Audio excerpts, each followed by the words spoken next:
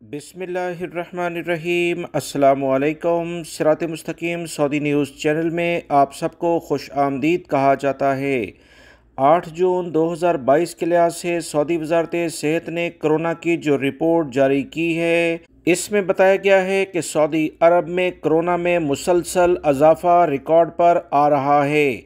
1032 अफराद पिछले 24 घंटों में कोरोना से मुतासर हो चुके हैं। 1000 की फिगर सऊदी अरब में कोरोना ने दोबारा से क्रॉस कर ली है, जो कि इंतहाई तशवीश की बात है।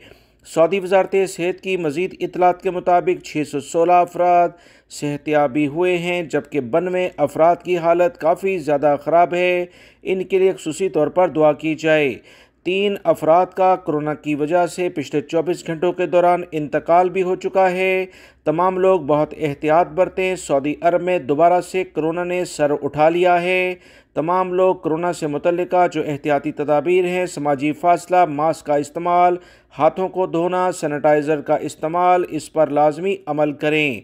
वीडियो लाइक करके शेयर भी कीजिएगा। अस्सलामु अलैकुम।